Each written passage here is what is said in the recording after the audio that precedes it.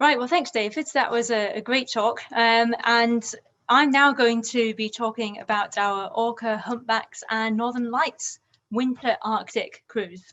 So this is quite a special voyage. It departs in January, and it's a little different from our other cruises which we operate. It's not one where we intend to go in search of a huge number of species, but rather we spend special quality time with a few select species which inhabit this area over the winter on board this expedition-like vessel. Now, in recent winters, the fjords of northern Norway have become the stage for one of Europe's great wildlife spectacles, and between November and February of each year, vast shoals of herring will congregate in the fjords and inlets just outside of Tromsø, which is several hundred kilometers north of the Arctic Circle. And of course, such an enormous glut of food does not go unnoticed in the natural world. So shadowing very closely behind these shoals of herring are orcas, humpback whales, and white-tailed eagles. Now, just so you can get your bearings, this is where we fly into Tromsø, which is the northernmost city, which you can see on the map here. So this is about an hour and a half flight from Oslo, and the flight ends with a spectacular landing over dramatic fjords and past snowy mountains. And Tromsø is about over 200 miles above the Arctic Circle, I should say, just so you can get a sense of scale there. And from the airport, we transfer to the town, and we then go on board the Rembrandt van Rijn, which is our vessel, our comfortable base for the next 7 nights. Now, although there are daily boat trips outside of Tromsø to go and see the whales, a lot of time on these excursions is spent actually getting to and from the whales' favoured feeding areas. So the amount of time that you spend actually watching them is quite limited, and a far better way to witness this amazing wildlife spectacle is really to base oneself aboard a vessel out in the fjords close to all the action. And that's exactly what we do. We charter a vessel for 33 passengers and we run this tour in pursuit of wildlife. And that's the case for all of our cruises. We have a cruise evening, a dedicated evening on the 17th of March where you can hear more about it.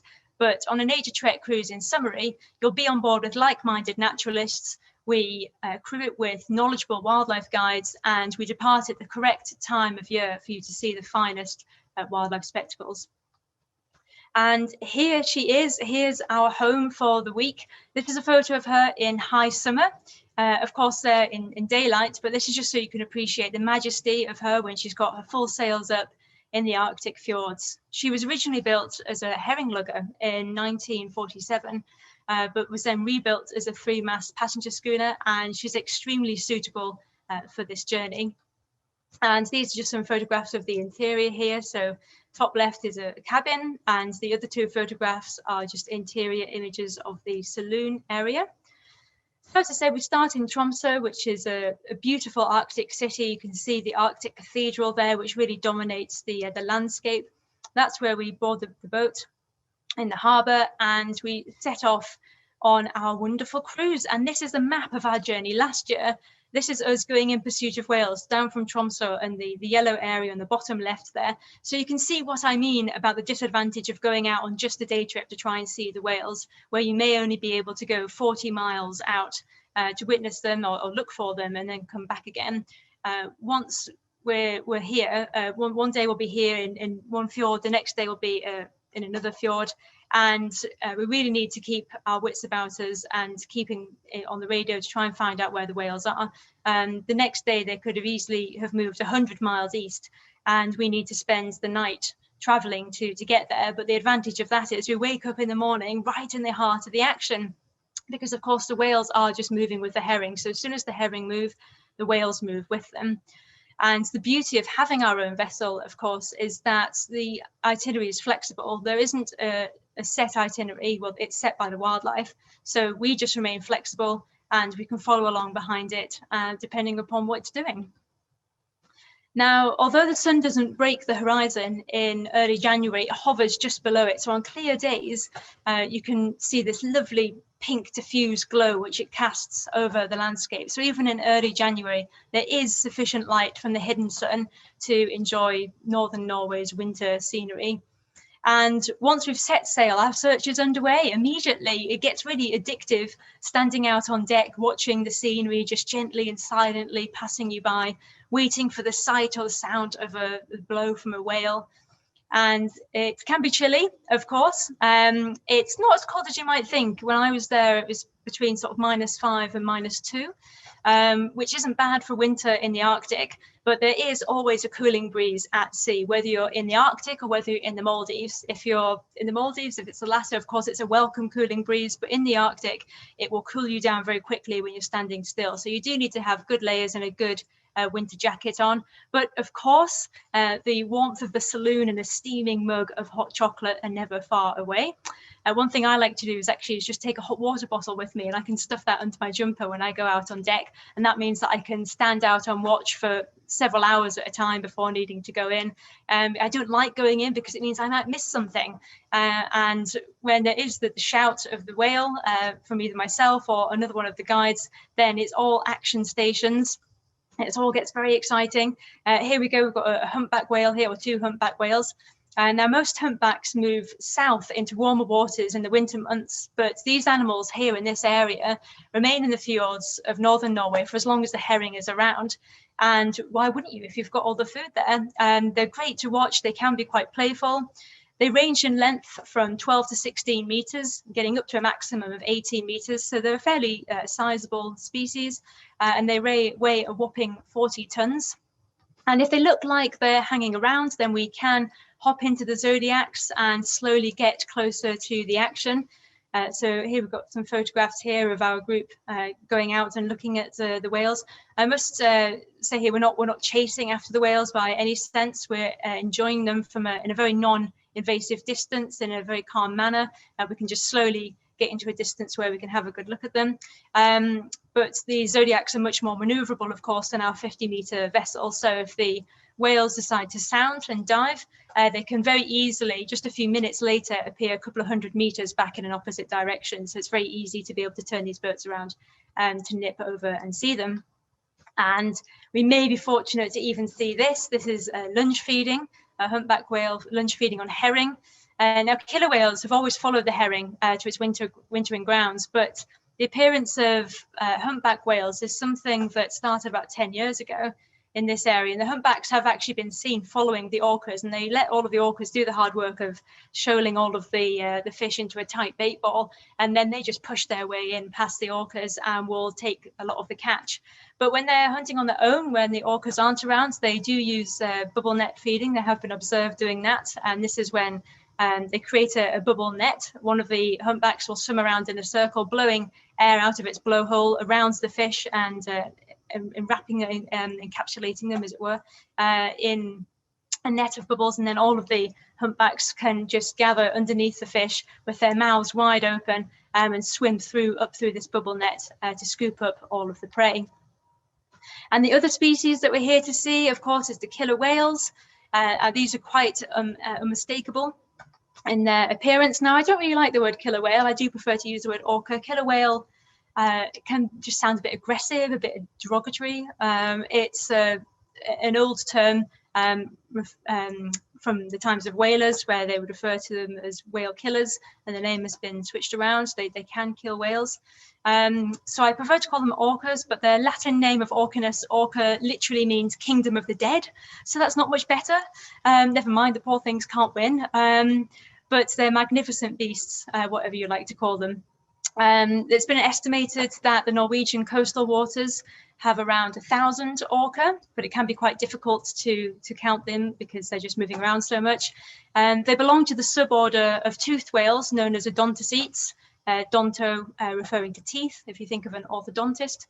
And they are actually the largest dolphin species that we have. So they're not whales at all. And there's 2 groups of whales and dolphins, and these are in the dolphin family. But they get up to 9.5 meters in length, which is about as long as a school bus, and they weigh 6 tons. And they really are unmistakable with this large dorsal fin. The males can have a dorsal fin of easily 1 meter in height. And also taking advantage of the abundance of food are the magnificent white-tailed eagles. They sometimes actually swoop down on the shoals of herring as the whales are chasing it and bringing it up to the surface, and the eagles will swoop down and catch fish out of the water right in front of us. And they're affectionately nicknamed the flying barn door because of their wingspan, which is anything between 2 and 2.5 meters. And many of you will know that we reintroduced white-tailed eagles into the UK quite a few years ago. They are native to the UK, but they were hunted to extinction, with the last one being killed on Skye. It was an albino female in 1918, but they were reintroduced in 1975 to the Isle of Rum, and they were reintroduced using birds from these very fjords. And when they were released onto Rum, they later migrated to Skye and to Mull. And it's now estimated we've got 130 pairs, roughly, up in Scotland, which is all thanks to the birds that have been brought over from here in Norway, which is a fantastic success story. It hasn't been without its controversy. Sheep farmers have been a bit apprehensive about this in Scotland, but studies have shown that they take very few, if any, lambs. And if you think about the market value of a lamb, it's anything between £50 to £100, whereas the RSPB states that sea eagle tourism on Mull alone is worth £5 million a year. And on the Isle of Skye, it's worth £2.4 million a year. And the sheep farmers are compensated for any lambs that are said to have been taken by the sea eagles as well. So it really is a good success story, and it's wonderful to be able to see them out in the fjords here. Now, most birds head south for the winter, so there's not the abundance of sea ducks and divers in these northern fjords as you might get further south. But during the course of the cruise, we should keep an eye out for common and king eiders. This is a absolutely stunning king eider here. Long-tailed ducks as well. You can see one in the background there. This is one of the few ducks which looks better in the winter than in the summer. And perhaps common and velvet scoter may be around too. And when the whales aren't around, it's a great opportunity to check the wind. And if it's in our favour, we can coordinate as a team to switch the engines off and hoist the sails and be powered by sail, which is a really satisfying feeling. It certainly warms you up to knock all of the ice off these sails and then start hoisting the sails and lifting them up. It really is great fun. And although the majority of the wildlife viewing and landscape viewing will be done from on board the vessel, we do take an opportunity every now and then to get off on shore and go for a walk. So this is my group snowshoeing here. We split off into 2 or 3 groups. So we'll have a leisurely paced group and a quicker paced option. It's great fun putting on the snowshoes and going through this absolutely silent, pristine winter landscape. And we do this with varying degrees of elegance. This is me, I'm very sad to say, your trusty tour leader, folks, fallen over, much to the amusement of my group. Now, this wouldn't have been so bad if I hadn't just been having a conversation with one of my guests about how I used to live in Canada and was very adept at snowshoeing. I assured her that I was just demonstrating how to get back up once you'd fallen over, but unfortunately, yes, I did topple over, but at least I had a soft landing. And one of the group members was kind enough to take a photograph of me while I was struggling to get up, and they all just stood about laughing. But it is all good fun. Now, winter days are short in the Arctic. We get twilight from 9 a.m. to about 2:30 p.m. So I took this photograph at 1:45 in the afternoon, just after lunch as we went for a walk. So you can see how dark it is there already. We can look out for other wildlife as well. May see a surprise. This is some elk here, which we saw along the shoreline.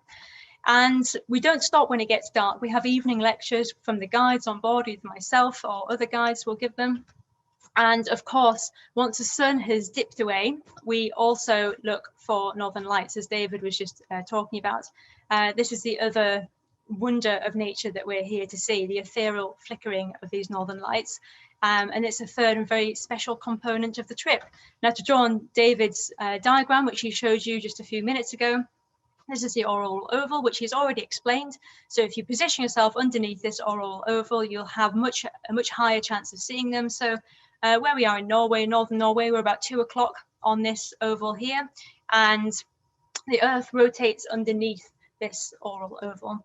And because we land each evening, we can get off with a tripod, which are essential for taking photographs of northern lights with a long exposure. and we've seen them on 3 trips out of 3 so far. So they really are, as far as reliability goes for seeing northern lights, I would reiterate what David said. If you position yourself in an area underneath this auroral oval and you have clear skies, which is almost certainly going to happen, touch wood, on a week-long trip, and then you really do have a very good chance of seeing them. And this is a photograph here that I took on one of the last nights that we had in the fjord. It was a perfect ending to our trip, and I hope the perfect slide to round off my talk.